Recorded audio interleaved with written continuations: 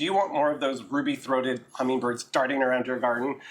Today I have for you three really unusual plants that aren't usually included in the hummingbird list that will attract hummingbirds to your garden and give you just the joy of them darting about. I'm Gardener Koo, and let's get into it.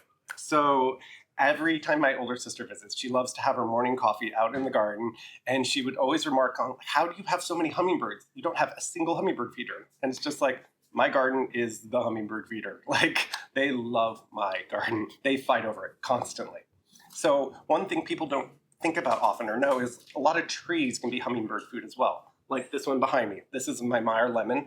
It's any citrus would actually work, but Meyer lemon is special because it blooms year-round, and it fruits year-round. So you always have a constant source of lemons. The main difference between a Meyer lemon and a Eureka lemon is Eureka lemon is a bit tartar. That's the one you get at the grocery store, whereas a Meyer lemon has kind of a more floral flavor to it. It was bred with a sour orange at some point, so it just have a more complex, a little sweeter flavor. To grow any citrus, you want to give them really good drainage, and then you also want to make sure you don't overwater them. I can't tell you how many times at the nursery people would come in saying their citrus is doing badly, and without even looking at it, I would say it's overwatered. If the leaves are yellow with no brown tips, you are overwatering your citrus. This is why citrus is actually a really good candidate for pots. You can grow them in a pot because they have wonderful drainage, and it's very hard to overwater. You also want to make sure with citrus that you give them an acidic fertilizer. Don't listen to all the junk that you see that says citrus fertilizer. That's stupid. Just get the acidic fertilizer. They really love that stuff a lot. And citrus really like to be fertilized. If you want peak fruit production, you want to do it at least once a month during the growing season.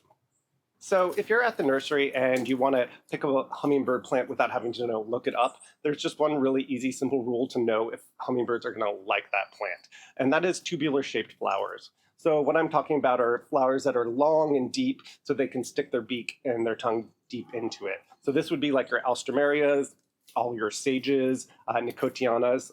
Gingers are crazy good for them. They love my gingers so much. But this isn't always true, and the case here is this one, Melaleuca quinquenervia, or the paperbark tea tree. This is actually related to the tea tree oil that you get in, your shampoo. So this is from Australia, and it gets quite large. It gets 30 to 50 feet tall, but you can keep them, down with some light pruning. I've kept this one at this size for about a decade really easily. They get these little white bottlebrush flowers that the hummingbirds just go crazy for. I never actually saw the flowers, so I was wondering what the hummingbirds were doing because it would always be flitting around the top of the plant. I thought they were going for mites or something, but I finally looked it up, and yes, they love the flowers. These guys bloom three times a year in flushes in spring, summer, and fall. For growing them, they like basically any conditions. They can take full-on swamp to full-on drought. I planted several of these, and I watered them for the first year, and after that, I haven't watered them since. They are great plants, and they have this beautiful smell to their leaves and to their bark. Oh, and they're also a great place to put your air plants and your other fun bromeliads. So if you've been enjoying this video, please hit like and subscribe, and let me know what some of your surprising hummingbird plants are. So I do have to admit, me and hummingbirds aren't exactly besties. Since I've made such a beautiful paradise for them where they have all the food they can eat, they've decided it's their garden and not mine. So every day I'm working out here, I get a hummingbird going down in front of my face, down in front of my face, down in front of my face. And then they finally finish by staring right in the center and just doing this at me. Every day.